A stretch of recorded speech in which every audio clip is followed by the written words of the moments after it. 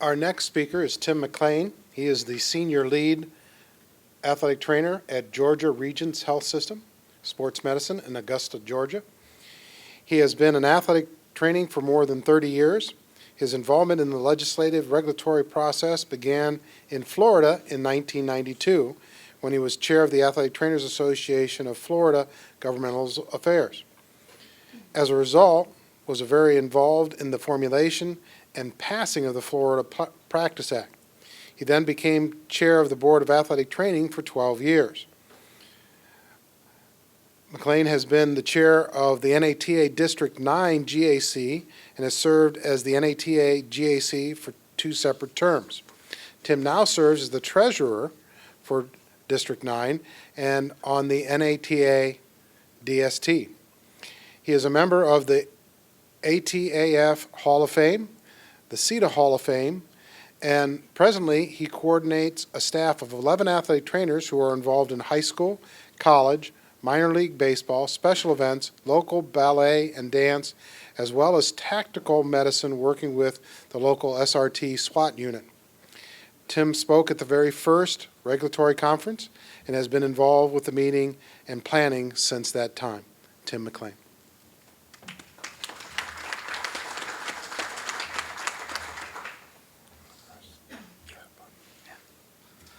So supposedly what I'm going to try to help do before Lisa gets up is pull this all together. Just as we think of prevention, treatment, rehab, and return to play, we're trying to get us to think the same way when it comes to rules and regs and regulation. Because in essence, that's what it is. So the impact, we've heard about that. We don't live or practice in isolation. In other words, when we as athletic trainers practice, who do you answer to? Well, you've got coaches, athletes, parents, administration, your doctors. It's the same way when it comes to regulation. You've got a bunch of those stakeholders, as we've called it, that are a part of this whole picture. So when you form them, there's outcomes that all are involved with, whether it's the athletes, the public that we're trying to protect, the practitioners, payors if you're involved with that, other professions that we interact with and are on a team with. The main thing as we go forward is right now, you pass a regulation. Did you just violate or be nonconformist with an overriding statute or someone else's professional regulation? If so, who can do what?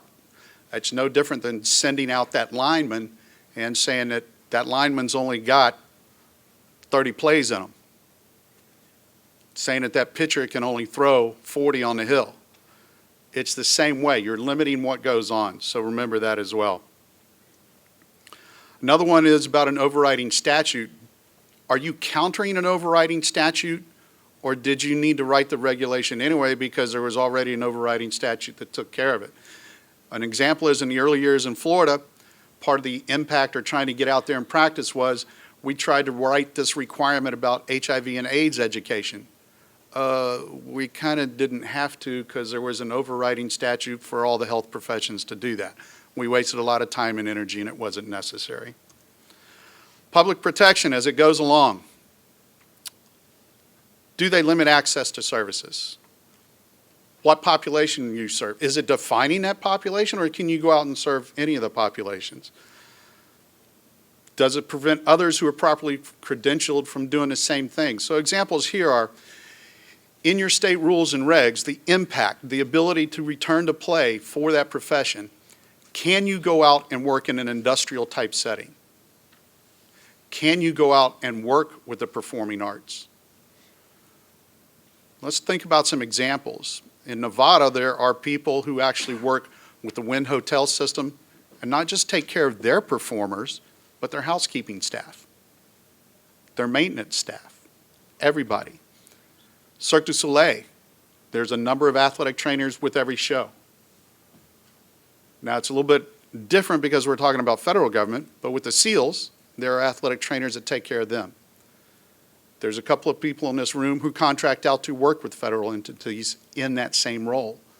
There are some in this room that work in the industrial system. If you find out who this person is, don't pick on them. But there's someone who actually has a group of people that work with the Delta airline employees. Is that legal in your state with the way the statute and the rules and regs are? It's that impact, that ability to get back into the playing field that makes a difference. You have to think about those things. And as well, are we operating within our scope? Right now, with the evolution that we're going through in the profession, from an educational standpoint, from an accreditation standpoint, are your rules and regs going to allow you to be able to perform the skills you're being taught? Are there going to be requirements in place to make sure that that happens? You need to think about those things, that impact that it will have. So, do we limit our scope? Is your statute going to let you write rules and regs? Or is it going to let you write rules and regs that are good and vague and just defines more things within the statute? Are the penalties too heavy? It was mentioned earlier, make sure that everything you have in a disciplinary process is in line with other similar professions. Or are you trying to make it too punitive and non-corrective to where you can't help that person become a better practitioner for the public? You need to figure those things out. At the same time, are those disciplinary processes and outcomes in place well enough to let you prevent somebody from doing more harm in the future? I wasn't going to say this, but I thought about it after listening to everybody else talk this morning. Early on in Florida, we had a case of an athletic trainer who was accused of sexual misconduct. The argument came back from her attorney that the student athlete was 18. There were overriding statutes both in allied healthcare and in our own about patient-practitioner relationships. As well, because this person was in the high school setting, there were codes within the DOE that affected that. We offered this particular person, I'll be honest, it was something that we thought would probably drive this person out of the profession anyway, and apparently it did. But we handed down a decision that had been defined early on in the process. It was in line with other similar professions. There was no room for her attorney really to appeal because he looked at it at one, oh, I even said gender. Dang it, I wasn't going to do that. But her attorney went ahead and appealed real quick. The judge advocate and the Court of Appeals did not even let it break daylight in the doorway because those things had been done ahead of time. Put this person on 3.5 years probation, was required to go through counseling, and pay some fines that were pretty hefty. I understand she totally left the profession, doesn't work there anymore. I'm not going to give you details, but it was egregious enough that in our mind as a board, we did the right thing. So you have to make sure those things are in play because that's the impact of getting back on the field to practice as an athletic trainer. Make sure they're appropriate, make sure they're right. We've talked about the prevention, thinking about it, looking ahead. We've talked about putting these things in process. How do you do it? How do you get it done? I would suggest it to you also, sit back and think. That rule and reg that you're putting in place, how's it going to affect Sally in this corner of the state, Johnny in this part, Billy in this particular setting, Sarah in this one? Make sure that what you're looking at applies across the board as much as is possible. And it's more difficult right now for our profession because of the fact we're evolving, we're growing, and we're finally getting to the point to do bloody well what we've been trained and educated to do. Make sure from a regulatory process it does the same thing. Okay, I'll try not to get on my soapbox. Again, let's go over the different settings. Nobody thought of this, I know, when I came along, well, yeah, those years ago, that these settings would be ones where we would be practicing. We never thought about it. The traditional one, we thought about high schools, athletic events, colleges, pros, minors, Olympic committees. Yep, thought about it. Good, got it. How many thought we'd be working with Radio City Music Hall Rockettes, Cirque du Soleil, the Pittsburgh Ballet? Any of you in this room that are got a little more gray hair or missing some, any of you ever thought that we'd be in those settings at this point in time? I didn't foresee it. Not then. That's the point. When you're doing these, look down the road. Think of the potential impact. How you write those rules and regs. Will you have to revisit them? Are they broad enough to let us grow as a profession and do what we're supposed to do? Work with NASCAR. They're working in with the pit crews. Rodeo. Pro wrestling, even though it's like window dressing for stuntmen, but that's okay. Sorry. Industrials, they work for GM, airlines, John Deere, GE. Athletic trainers are working everywhere. We're helping reduce costs, and we're doing the right thing even for the industrial athlete. Military, they're out there working with the SEALs, et cetera, et cetera, et cetera. I kind of left this off by mistake, but not just law enforcement, fire, rescue, and EMS. They all get hurt on the job.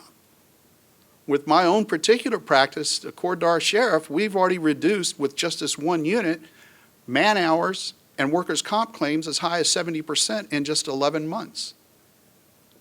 That's a huge impact, because I got to tell you what, if we're keeping the people safe that are protecting mine, your Fanny as well, and keeping them healthy, I'm all about it.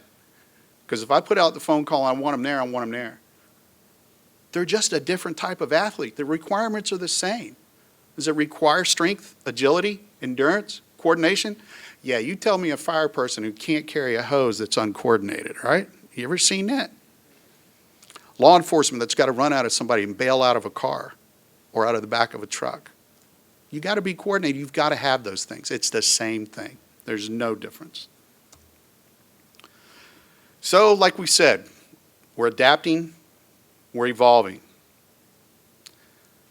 So the profession and the rules and regs have got to grow together, because it impacts how we all get back on the field and play. If a reg and a rule is too tight, we've got the pitcher whose arm and shoulder are totally rehabbed, and we're still telling the coach, nah, he's got 50 pitches. Sorry, that's it. That quarterback, he's only got 1 quarter. Your gymnast, she can go 4 events, but no, she can't vault. It's the same effect that our rules and regs have, getting us back on the field to play to where we need to be. So will your statute allow for you to write those rules and regs? You've heard this before this morning, but be honest. If the statute was written vaguely and properly enough, then you've got room inside the rules and regs to go even further. But make sure of it before you ever have it happen. Personally, when I was the chair of the board of the athletic training, my attorney general sat right where Kurt is next to me at every meeting when we were writing those things. She kept our fannies out of trouble, especially me, because I was the chair. The governor and the legislature weren't going to look at anybody else. They were going to look at me. Without that AG sitting there, or knowing your JA, your judge advocate, as well as you should, you're going to go down a path you don't want to. How difficult is it going to change if something evolves even more in the future, or new doorways open, or new possibilities happen? It's going to be a little bit more detailed than the law in a way, but is it too detailed? Remember, rules and regs are simply to clarify, not necessarily restrict what the statute said. So, possible areas, just like we go through for reconditioning, agility, strength, functional rehab, same thing. Continuing education, is it too onerous? Are we following a standard that's already in place? More importantly, are we coming as close as we can to parallel what's going on within the BOC? Our national profession says that's the standard to go by. Why shouldn't the state? Well, your statute may not allow it. It may have had some easier limitations already. Because remember, state legislators look at it as too big of a burden on the profession so they can practice effectively. Renewals and paperwork, is that too onerous? Have they got to go through a mound? Do they have online access? Is it too costly to keep renewing that license? Malpractice, is that taken care of and defined? What is good practice? How tightly did you define it? How do you handle it? What do you do? Is there fair due process in place? Inappropriate behavior. I told you about one that happened in Florida. There are others. Leads right into privacy protection. HIPAA overrides a lot with federal, but do you have even more room, or have you defined that you're going to take into hand what HIPAA already says? Those things go into place. Just because HIPAA said it, does it mean the state law and rules and regs address it? Or are there already overriding statutes within other places in your state government that handle that? Find out. If you don't got to write the rules and regs, don't do it. It's effort and expended energy, and quite frankly, expended political collateral that you may not have at the time. So make sure of it. Don't go through an effort. Don't duplicate if you don't have to. Continuing ed, Pretty much went through that real quick. And is there remediation? Is there a way for them to go back and get caught up and fix it? Have you provided a way for that? Is that in your disciplinary or in your rules and regs, or is it in neither? You might want to think about making sure it's in both. Renewals and paperwork, just went through that except for this. Are there fines? Can they pay late fees? What point do they get suspended? What point do they just get say, no, you got to go through it all again? There you go. Bad practitioner or malpractice. Bad AT. Nuh-uh, shouldn't have done that. Is there a due process, or is it just handed down? All of those things go along with it. Are there other things within other codes that have already been codified that let you do that or don't? Do you need to define it yourself, and how well and how properly do you define it? Do you lay it out, or do you just leave it to hearsay? Unethical and inappropriate actions. We talked about one, but there's also other things. Do criminal violations apply as well? A DUI, does that affect their license to practice? Are there other statutes within your overall department in the state that define it? What if they get busted for B&E, breaking and entering? What if they get busted for drug possession? What if it is inappropriate physical contact? How do you define it? What happens with it? Do you have to go and write it, or are there other things you can adopt and simply put into place? Don't do anything you ain't got to do. Don't reinvent the wheel. Privacy protection.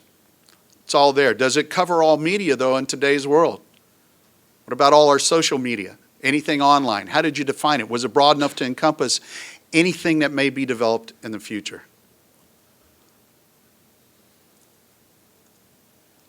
So basically, to wrap it up, look at the public protection. Evaluate both what you're doing now and where it may go in the future. We don't have crystal balls. We can't tell the future. We can't look into it. We're not tarot readers. But try to look and keep things broad enough to encompass any possibility down the line. You're eventually going to still have to redress something, but limit how many times you have to go back and do that. Look at the evolution of where we've gone so far, and you'll get a good idea of where we may go in the future. Are your fines and penalties just and appropriate, or are they too burdensome and too onerous? And then look at the entire effect, not just what you think is going to happen, look at all of it. If you have to as a board, put it up on a whiteboard and brainstorm for a while. As long as your laws allow you and you're sitting there and you can do it in public, just do it. Once you finalize it, then you can put it down in print. But come up with some way to make sure you're looking and thinking of things as you go on. Open discussion and respect for each other on your board are one of the best ways to get that accomplished. So I thank you, and hopefully you guys will have questions for us later.